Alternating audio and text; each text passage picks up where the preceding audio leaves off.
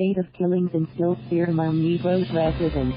ILOILO City, ILOILO, Philippines. For the past several days, fear has gripped Zara Alvarez every time her phone rang or when she received a text message. Who is it this time? How many? Where? She would ask.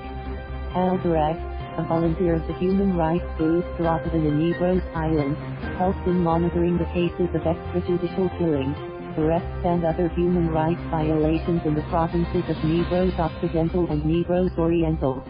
13 killed in 5 days. While killings of civilians have continued to increase since January 2017, she has been overwhelmed with the spate of killings, especially last week when at least 13 persons were gunned down in separate incidents in Spate and found in Negros Oriental in a span of just 5 days.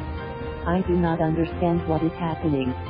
Some of those killed were members of farmers and other progressive organizations, but the others I do not know and were killed probably by mere suspicion, she told the Inquirer.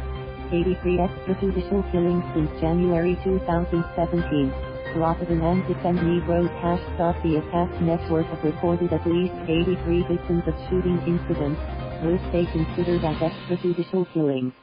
Alvarez said that amid the deluge of reported killings, they were having difficulty getting information and validating reports on those killed and arrested.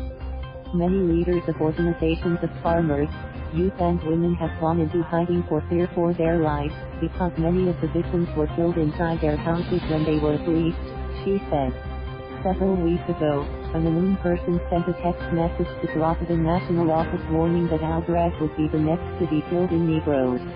Activists have said that the murderous rampage in Negros was worse than the human rights violations during martial law under the late dictator Ferdinand Marcos due to the magnitude of attacks and the indiscriminate targets involving even local officials and lawyers.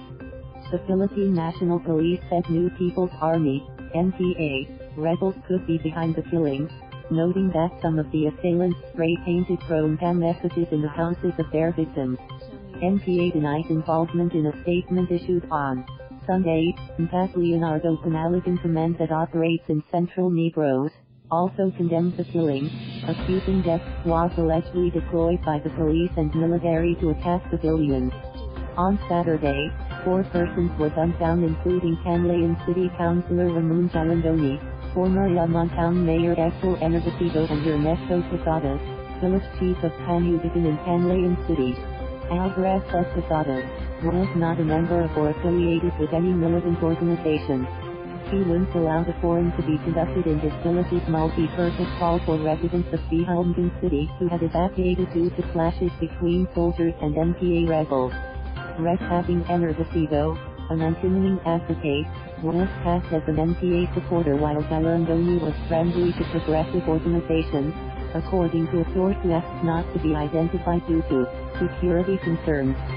Several of the victims, including lawyer Anthony Trinidad, were cast as NPA supporters by an anti-communist group in Philippine City along with his sister Philippine City Councilor Jessica Trinidad Galarmandi and her husband Carlos.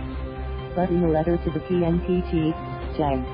Oscar Aguilar, Andrea Trinidad, younger sister of the slain lawyer, raised fears for her family, safety and refuted allegations that her family was supporting rebels. Such allegation linking our brothers, sister and brother-in-law to the communists is farthest from truth, Andrea, a former Inquirer reporter, said in her letter in behalf of her family. Anthony was a small-town lawyer, the most active one in our hometown. It was not surprising that he took in clients from all walks of life, including those from the marginalized sectors and even some policemen. We are not aware that he handled controversial cases that could have led to his assassination. The only threat we are aware of was what he reported to the police, the letter with the alleged pro-communist list, she said. While acknowledging that their father Jesus was detained during martial law, Andrea said all 8 of them siblings have long been living quiet lives, away from any political colors. Thank you for watching. Please subscribe.